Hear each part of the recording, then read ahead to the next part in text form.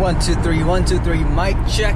Good morning, guys. It's 7:46 a.m. About 3 hour 40 minutes away from Winnipeg. I'm currently on 17 Route 17, I think. It's really Canadian 1. It's an extension of that, or it's related. But anyways, today it's negative 27 Fahrenheit. If you see negative 27 Fahrenheit. And what was I gonna say? In the morning, as I was turning on the engine, I was trying to turn on the car engine, and it like, I had to try it twice, maybe 3 times, I don't know, twice or 3 times. So I was like kind of worried there, what if it doesn't turn on? So now in my head I'm thinking, whenever you stop your car, that might be where you might end up staying, like, for a while, like maybe a day or 2.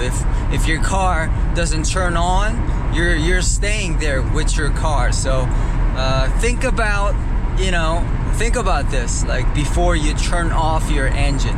Make sure it's somewhere you can stay for a pretty long period of time. Oh, and I gotta say,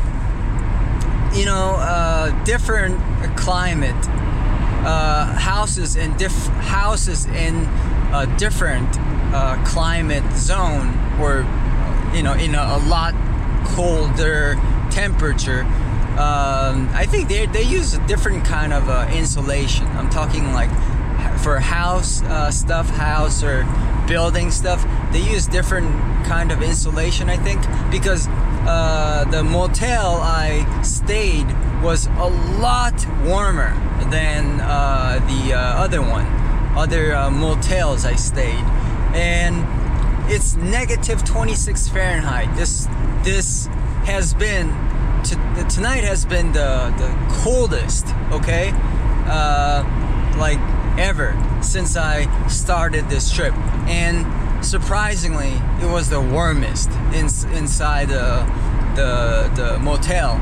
So that got me thinking, it's not the heating system. I don't think it's the heating system. I mean, maybe it's a both, a good heating system and good and different insulation. But I just wanted to put it out there. Oh, and another thing was I rolled down the window, right, on my back seat. It started to not go all the way up. So, if it doesn't close, I would be driving with the windows opened. That's scary.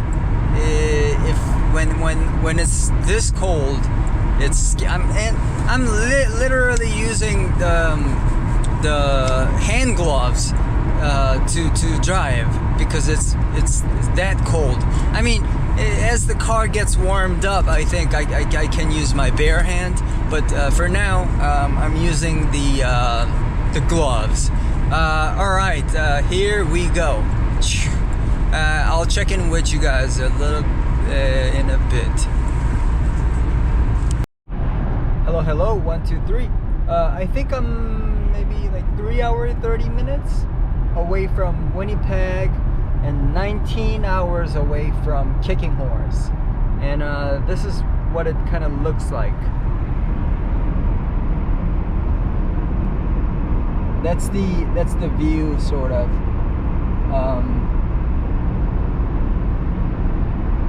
Yeah. I just wanted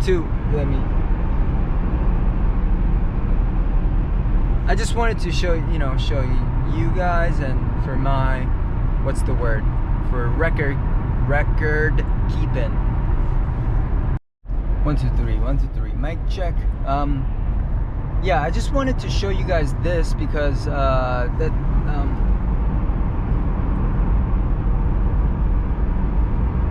this is what it kind of looks like, the landscape. This is what the landscape kind of looks like. It's been like this for like maybe 4 hours, 5 hours of driving, I think. Yeah, something like that. Oh, there's a little bit of change in the landscape. Interesting.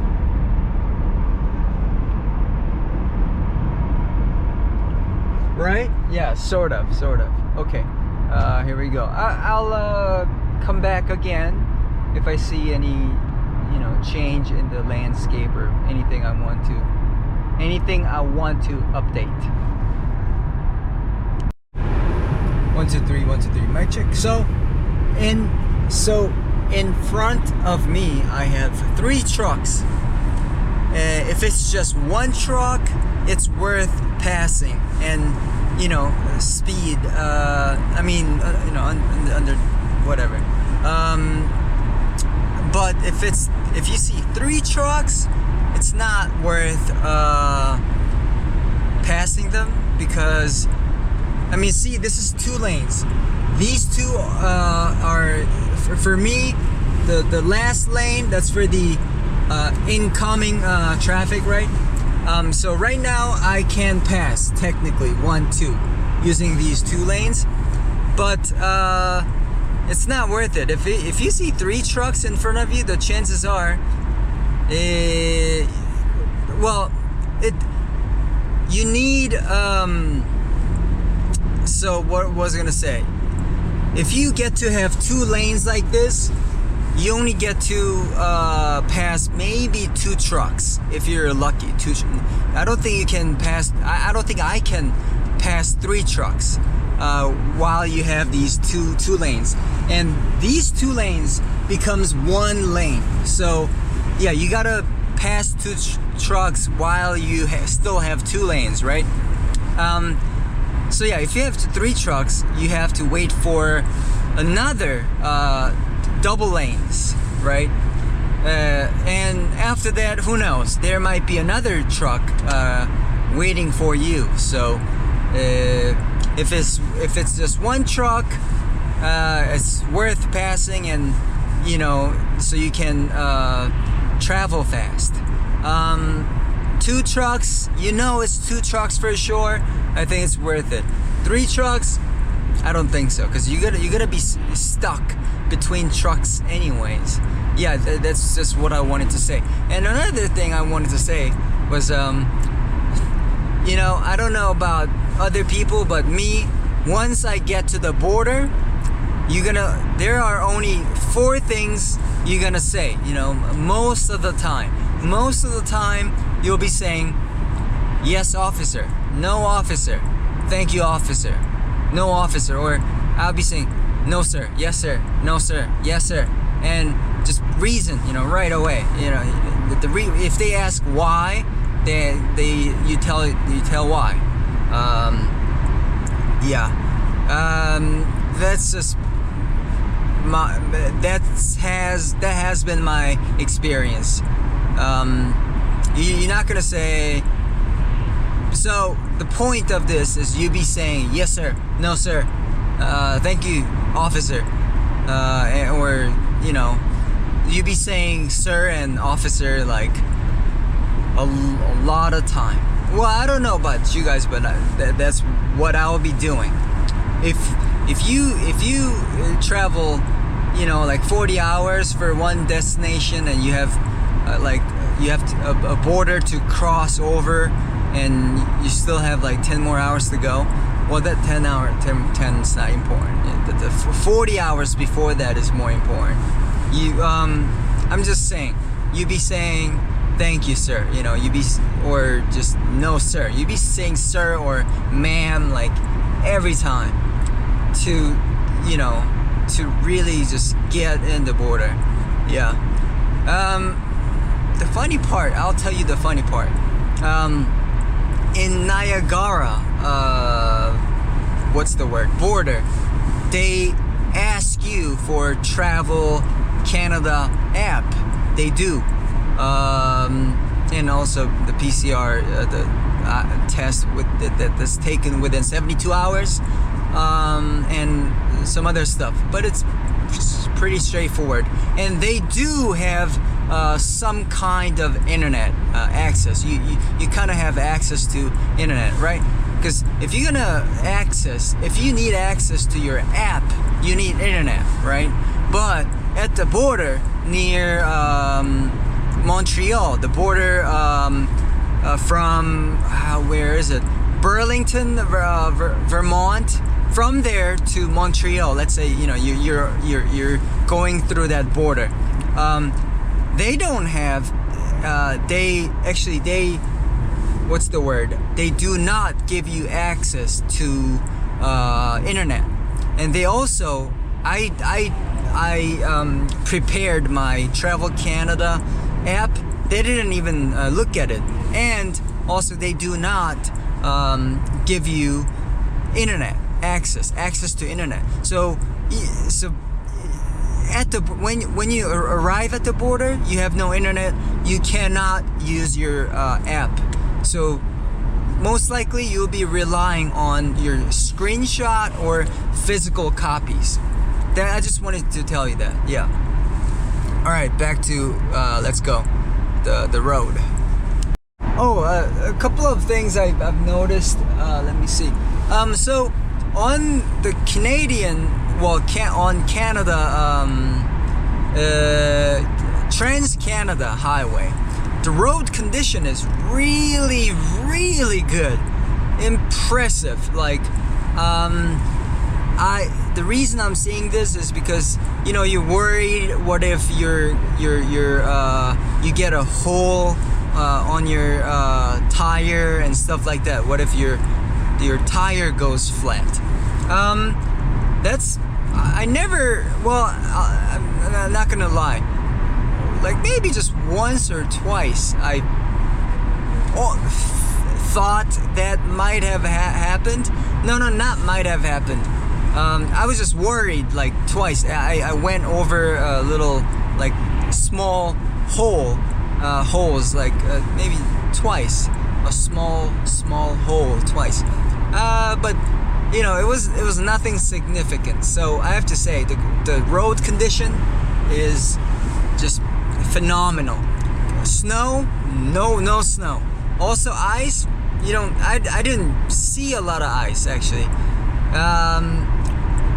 Most of the time I didn't need a snow chain or anything like that. I have it in the back of my trunk just in case, but so far nothing. What was I gonna say?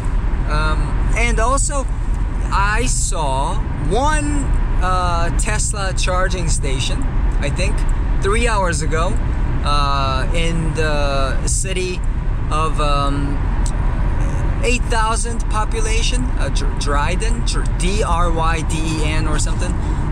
They also had a Walmart. It's interesting. So if you have 8,000 population in a city, I guess that's where they put a Walmart. Sorry.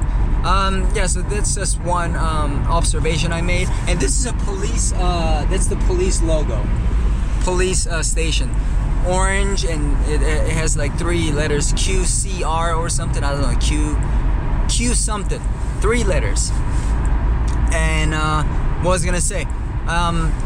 As far as the car dealers go along this highway, the most I've seen, I think, are Ford. A lot of the majority I've seen so far, the car dealerships, repair shops, they have been Ford. And I just saw one Toyota dealership or auto repair shop. Just one. Like I just saw it like an hour ago or something. And what else? Most of the cars I've seen so far, I would say 8 out of 10, they are all like pickup trucks. Yeah, like big pickup trucks. I guess it's PPP. Okay, the police station, I think it's PPP. I'm not sure, but I just saw something. Oh, there comes the but anyways, sorry. So yeah, the pickup trucks, they make a killing here. More than anything, I haven't seen. You know what? I haven't seen. I don't think I saw a lot of Toyota. You know, let alone Camry brand. What was I gonna say? Well, I've seen GMC brands. I think I've seen Toyota like SUV. No, not is it SUV? No, trucks, pickup trucks. Sorry, not SUV. What else? Ford, Chevrolet. I don't know. Because I don't really know much about pickup trucks, but it's most of the time they're all pickup trucks. All the vehicles I've seen. All right, here we go. Once I have more. I do have more things to say. So the landscape and the road, it's been all right. You know, it's not too boring. Like I'm talking, you know, the trans highway from Toronto to here so far. It's all right. It's not too bad so far. I mean, I'm not gonna say too bad. It's better than too bad. So it's all right. Yeah, all right is what I'm gonna say. And I've driven in like Ohio or Arkansas or something. I don't know, something like that. It's not flat, like totally. It's not totally flat. So it's, you know, it's kind of interesting. Yeah. What else? What other advice I can give? Let me see. Oh, yes, this one. So, when you first turn on the engine on your car, it's really cold. It was negative 26 or 28, 27, negative 27 Fahrenheit or something. Don't try to open or close your window. Like the first, like 30 minutes, 20 minutes after you start your car, you know, because your window needs, like, I guess your car needs to get warmed up. The air inside of the vehicle has to be warm for the car windows to move. That's what I found out. And you know, you can damage, like permanently damage your window mechanism by forcing it to open at a really low temperature. So we'll try to wait at least like 20 minutes or 30 minutes or something. Yeah, after you get the heater going in your car. Yeah. Right, I'll be back on the road now. I'll keep thinking what you kind of have to know while driving on Trans-Canada Highway. 1 2 1 2 mic check. So this is for a person or people who are considering a road trip. So if you're doing this trip alone, like me, so I was a little bit worried, right? So from Toronto to Vancouver, it's what, like 50 hours drive or something like that, right? 50 hours of driving. So if you do 8 hours driving every day, or 8 to 10, let's just say 10. But 10's a lot. 8 is, you know, already pretty long. But let's say 10. 5 days, right? 5 days of driving. At first, it was, you know, I wasn't sure. But it's just the thing you should know. After just 2 days of 8 hours driving, so 2 days of 8 hours driving each, so that would be 16 in total, right? So 8 hours each, 2 days, 16 hours. The rest kind of seem like it seems doable all of sudden. So yeah, all you need is like two full days of driving, 16 hours of driving, and you're already like sort of you're already like the middle of Canada. And the rest kind of seem like it's all of a sudden it seems doable, okay? But I gotta say, if you're driving alone, or if this is a solo trip, I think you kind of want a destination. Like if you have a destination in your mind, you have to go. I think it's doable. This trip is doable, and also it could be worth it. Now, this trip, any trip, but let's say just this trip, this could have been a lot more fun, or I don't know, less what's the word? It could have been less it could look like less of a work if I came with friends. Trips with friends, I would say, is like 3 times or maybe 10 times better than a solo trip like this. The benefits of solo trip is what's the word? No drama. You have no drama. You would not be fighting, because you would not be trapped in the car for 8 hours or 10 hours, and also in the room. If you don't fight, it's worth it. If you're not gonna fight, and everything's just fun and relaxed, and you have some fun conversation here and there, and you listen to podcasts, and like talk about, I don't know, some political issues together and stuff like that, then it could be a lot of fun. Or listening to the favorite songs that all of you guys like together. So my point is, if you have if you are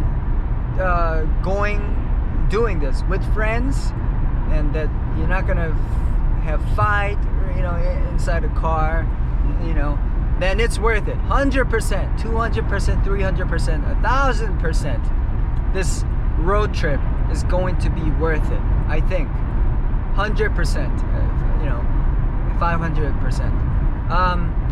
As for the solo trip, I think it's worth it if you have a destination on your mind, or even better, multiple destination in mind.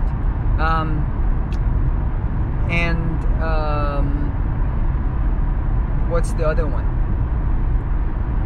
I don't know the other one, but that's all you need to know, is if you have the destination in mind. That's the most important. If you have to get there, then it's worth it, I think. Because I have 4 or 3 destinations, I just have to get to the closest destination first. So that's not so far. That's not all the way on the west coast of Canada, right? So that's not. At first this destination is like maybe, I don't know, 20 hours. So yeah, if you have multiple destinations, it's more power to you. It's gonna make your road trip easier. Yeah. What else was I gonna say? Well, let me think first, and then I'll let you know. And I think this is sort of a common thing everyone knows, but what I'm gonna do from today on is I wake up really early when the sun's about to rise. Say if the sun's about to rise at like say 7 a.m. or something, wake up at like 6 and start driving. So what I'm trying to say is drive really early in the day during the daytime, because in case your car breaks down, you have a chance to get help on the road while it's still bright out. Because if your car stops in the middle of nowhere and it's dark at like 2 a.m., things can get really scary, right?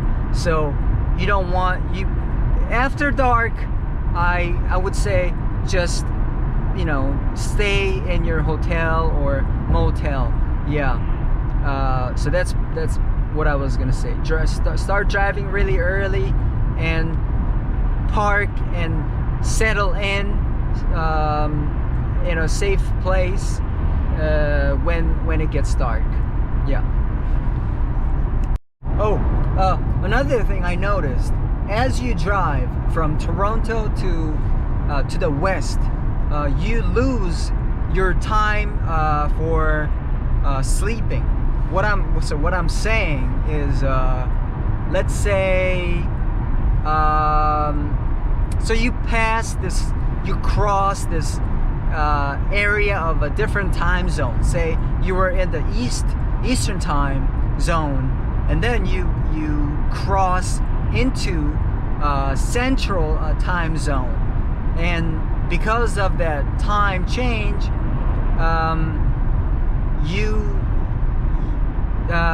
what's the word? You lose sleeping time. How do I make sense of this? So what would be a good example? Well, I don't have a good example, but I felt like I lost like 3 hours of sleeping. It's not really, I can't really explain it well, but I mean, for the viewers, I think you might be thinking, I might have lost maybe 3 hours during the daytime or something, but I don't know how to explain this. All I can say is I felt like, so I checked in at like 10 p.m. Central time and checked out at like 8 a.m. or something. So that's like 10 hours, right? But then in how I felt like was, I thought I only slept like six hours or something, for some reason. I don't know. If you count it, it's 10 hours, right? But from 10 p.m. Central time to 6 a.m. Central time, so 8 hours in the Central time zone. But I don't know, for some reason I felt like I only slept 6 hours, or 5 hours. That's all I can say. Oh, and when you're on a road trip, well, this has been happening to me. You wake up early, like you want to like just wake up early and start driving. I don't know what it is. So long story short, you don't get a good night's sleep. I think I did, but I guess I didn't. But I think I did. I don't know. But the point being, you just wake up early because you feel like, oh, I gotta get going and start driving early. That kind of thing. It will be in the back of your mind. That's what I wanted to say. there is a slight, well, actually not a slight, a major, that's not really a major either. There's a landscape, there's a change in landscape. So let me show you guys quickly. Really kind of flat.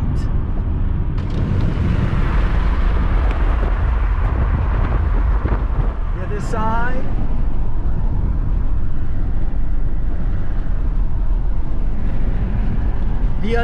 other side. The other side was also kind of flat. Just wanted to show it quickly. Oh, one thing I like about the road here, it's 2 lanes.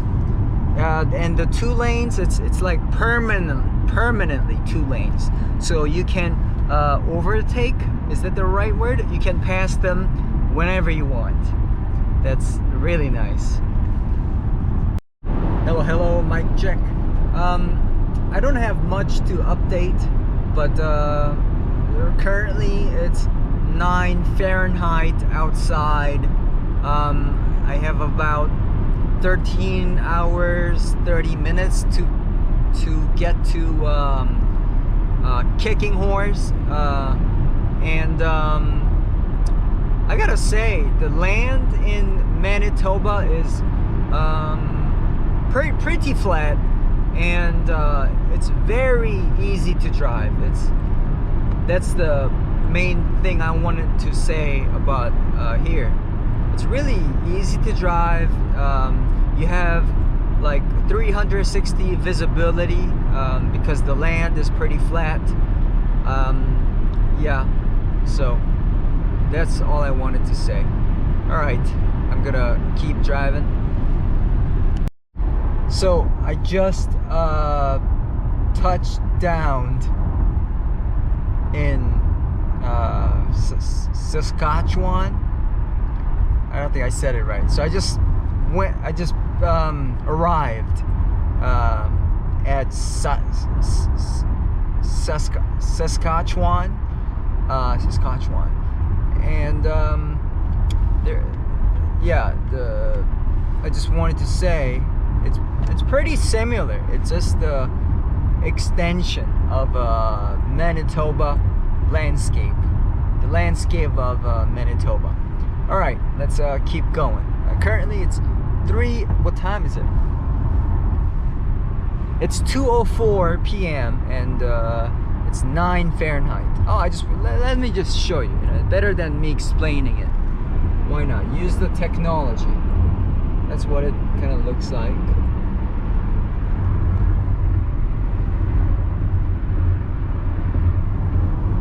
Still kind of flat, right? Yeah. I am 117 kilometers away from Regina. I think the state is Saskatchewan or something. Sorry, I definitely didn't say that right, but I am 12 hours away from Kicking Horse. But let me just show you guys this landscape. This is very I mean, it's flat but interesting. All right, here we go.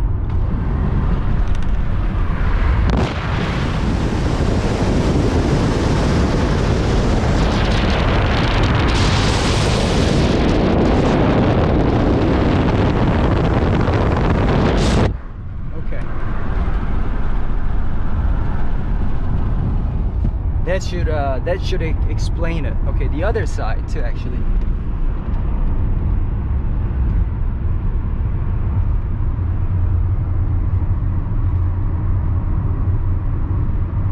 Kind of like that. Yeah. 1, 2, 3, 1, 2, 3. We are passing Regina. Let me show you really quick.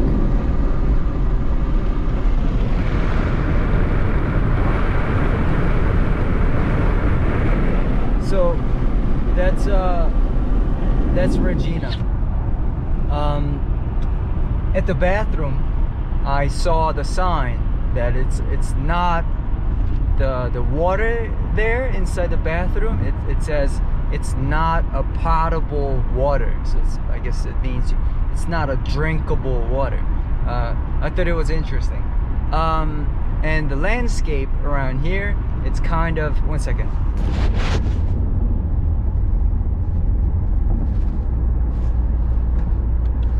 It's kind of like this.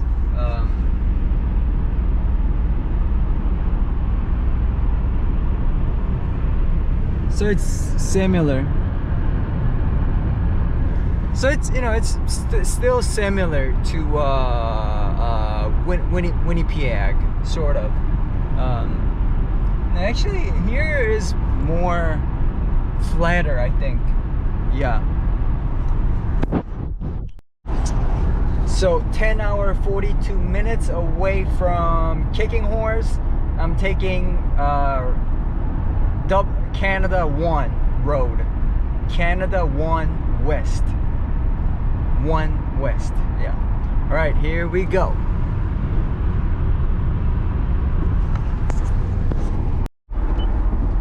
So I am 10 hours away from Kicking Horse, and I think I'm passing Moose Jaw. Let me show you. Now it's not so flat anymore. The landscape is okay, great. All right.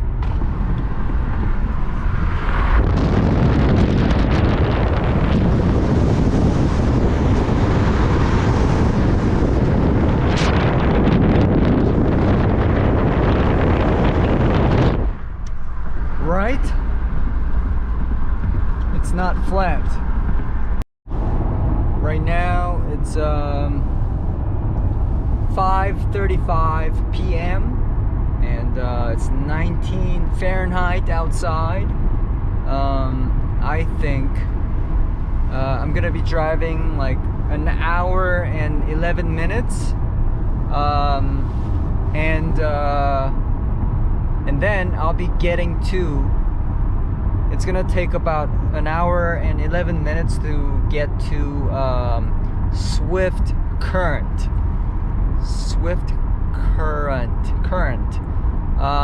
in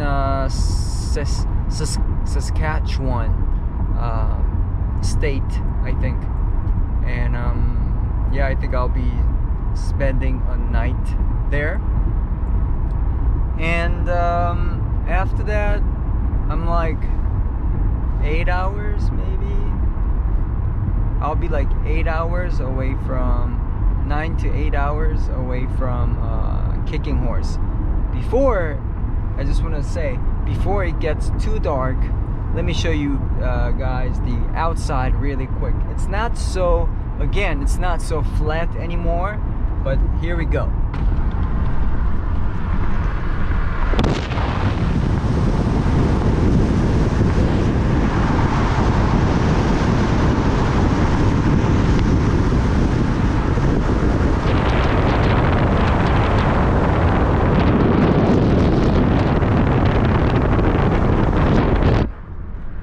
That's sort of the vibe. If I might check in back again, or I might not. This might be it for this portion of this video. Yep. 1 2 3 1 2 3. Mic check. Oh, I gotta say, when you do road travel, the food situation isn't the best.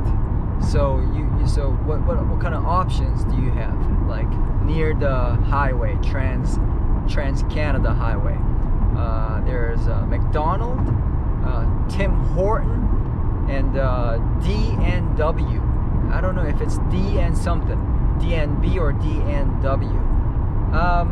And I think that's about it. And you know, some convenient stores. That is your option. I see some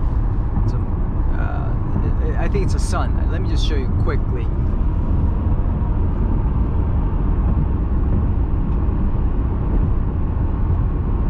Kind of like that. I kind of like it. I guess I'm enjoying it. Yeah, and I'm gonna be inside the motel in like 40 minutes, within 40 minutes. So yeah, I should be all right. I don't know how I'm gonna figure out the food situation, you know, what I'm gonna eat and stuff like that. If I could see McDonald's, I'm gonna get it from there. What was I gonna say? Or if they have like protein bars at a convenience store or something somewhere there, that's what I'm gonna get. Yeah. Oh, for reference, so I ate food, you know, a breakfast at 6:40 a.m. I think 6:40 a.m. and right now it's what time is it? 6:11 p.m. so about 12 hours after. But yeah, that's all I ate, just the breakfast. But you know, I really liked that breakfast. The portion, the taste, everything was perfect. So yeah, I think the best strategy when you do road travel is when you want to have a really good breakfast. Then it could last like 12 hours pretty much. Yup.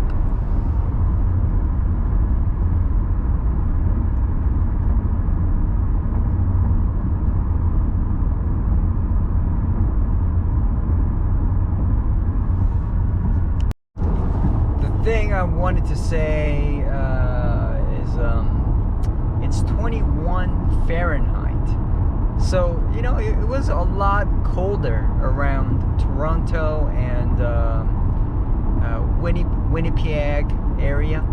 Interesting. It was like negative 20 Fahrenheit there, near the 5 big Michigan lakes, you know, area. That area was negative 20 Fahrenheit, and now here it's 21 Fahrenheit, so it's positive 21 Fahrenheit. I thought that was kind of interesting. I was expecting here to be like colder, because now we're like 8 hours away from Banff, BANF. It's, you know, the big mountains and stuff like that. They have a lot of those. So yeah, I was expecting here to be like colder, but I guess not. All right. And you'll see like a lot of factories like this. Let me show you on my right.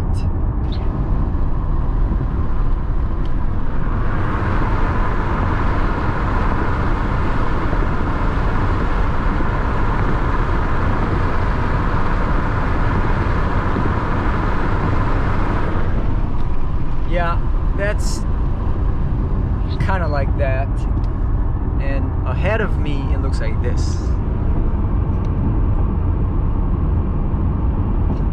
All right. I gotta say, this landscape, I think maybe this land used to be under the sea level, because it's pretty curvy, and I don't think wind can form a land like this, so it has to be like liquid sea. This is just my wild guess, and let me just show you.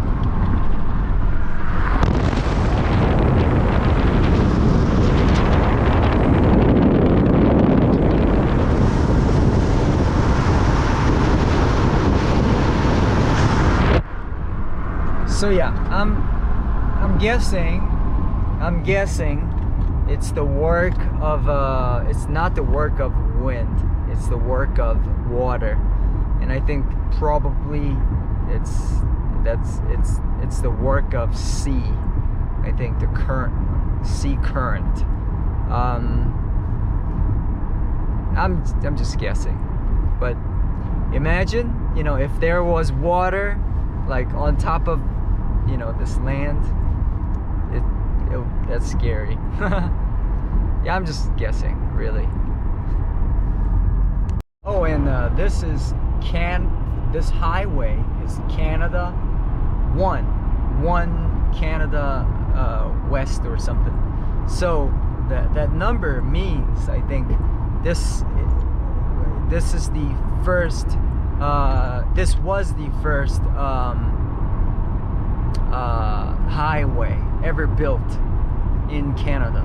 I think Canada.